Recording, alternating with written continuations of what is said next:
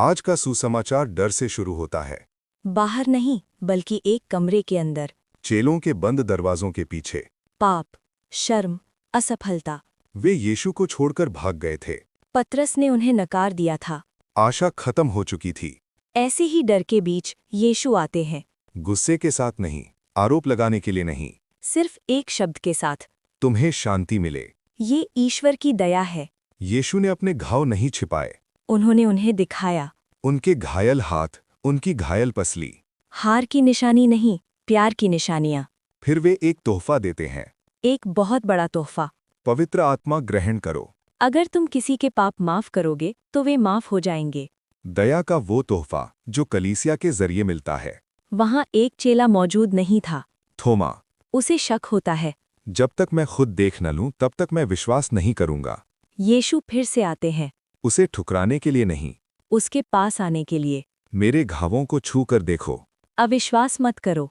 थोमा पुकार उठता है, हे मेरे प्रभु और मेरे परमेश्वर। अब यीशु हमसे कहते हैं, धन्य है वे जिन्होंने देखा नहीं फिर भी विश्वास किया। और वे तुम ही हो। लेकिन एक सवाल, क्या हम इस दया को स्वीकार करेंगे? एक आदमी था, जॉर्ज विल्सन। उसे मौत की सजा सुनाई गई थी, राष्ट्रपति एंड्रू जैक्सन ने उन्हें माफी की पेशकश की। लेकिन उन्होंने मना कर दिया। जज ने कहा, माफी माफी होती है, माफी का मतलब है स्वीकार करना। और इस तरह उनकी मृत्यु हो गई। एक और व्यक्ति, वोल्टेयर। उन्होंने पश्चाताप के लिए कुछ समय मांगा। लेकिन समय तेजी से बीत रहा था। करुणा दरवाजे पर खड़ी थी। लेकिन दरवाजा खुला ही नहीं। यही तो त्रासदी है। ये करुणा की कमी नहीं है, बल्कि उसका स्वागत न करना है। लेकिन करुणा दिलों को बदल सकती है। जरा सोचिए, वेस्ट निकल माइन स्कूल में हुई गोलीबारी। जिन लोगों ने अपने बच्चे खो दिए थे, उन्होंने हत्यारे को माफ कर दिया। उसके परिवार को सांत्वना दी। उन्होंने नफरत के बजाय करुणा को चुना। हमारी संस्कृति में भी करुणा के दर्शन होते हैं। विभीषण, एक बाहरी व्यक्ति। राम ने उन्हें स्वीकार किया, कैकई। उन्हें माफ कर दिया गया। हमारे देश में थॉमस केरल पहुंचे, संदेह से लेकर अपने मिशन तक का सफर। करुणा से गवाही देने तक का सफर। मदर टेरेसा को देखिए, जैसा कि पोप फ्रांसिस ने कहा था, उन्होंने करुणा से भरा जीवन जिया। एक और कहानी, एक स्त्री, एक नेक काम से उसका मान बढ़ा, लेकिन उसने उसे दूसरों के साथ बांटने से मना कर दिया। और फिर वो गिर गई।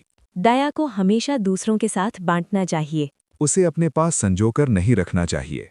आज यीशु आपके सामने खड़े हैं, निर्णय के लिए नहीं, ये कहने के लिए, तुम्हें शांति मिले। क्या आप दया स्वीकार करेंगे? क्या आप अपना हृदय खोलेंगे? क्या आप उनके पास आएंगे? अपने पापों को स्वीकार करते हुए। एक और प्रश्न, मुझे किसे क्षमा करना चाहिए? दया को अस्वीकार न करें, इसे ग्रहण करें। दयालु बने, थॉमस की तरह। आइए हम कहें, हे मेरे प्रभु और मेरे परमेश्वर। हे दयालु यीशु, हमारे बंद हृदयों में प्रवेश करें, हमें चंगा करें, हमें क्षमा करें, हमें आप पर विश्वास करना सिखाएं, दूसरों के प्रति दयालु बनने में हमारी मदद करें। हे यीशु, मैं आप पर भरोसा करता हूँ। आमीन।